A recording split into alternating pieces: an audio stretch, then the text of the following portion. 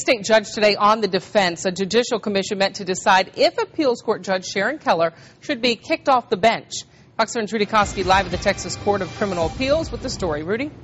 Hi, Loriana. An announcement regarding any possible decision has not been announced at this time, but it was argued earlier today that the charge against Judge Sharon Keller is an effort by anti-death penalty groups to get an elected pro-death penalty judge off the bench. Now, members of a special commission tried to get beyond the politics of that issue today and determine if indeed Judge Keller has hurt the judicial process.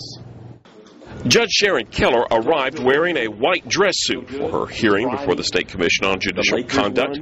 While she had little to say, others were quite vocal. She is unfit to sit on the bench. Outside of the Reagan office building where the hearing was taking place, a small group of protesters made it clear they want Keller out. She has irreparably harmed the reputation of the Texas Judiciary system. While the protesters walked the sidewalk inside, members of the State Judicial Commission heard from lead examiner Mike McKetta.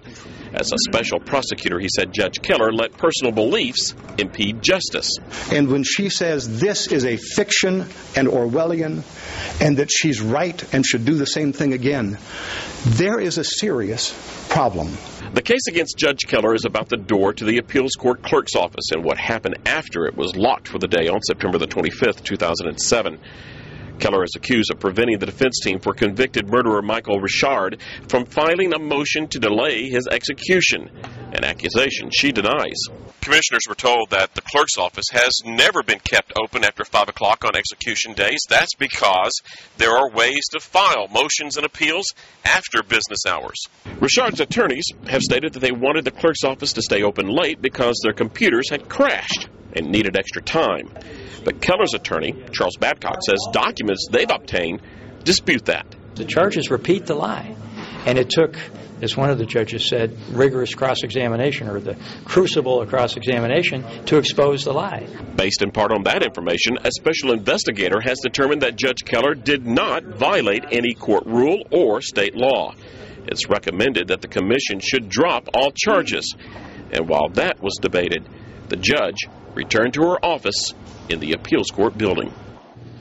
Now, an official word on a decision may not come until sometime next week. The special investigator did criticize the judge for not doing a good job communicating with staff and other judges in the Criminal Court of Appeals, and that unwritten policy that really started this whole thing rolling, that unwritten policy, I'm told, is now written down.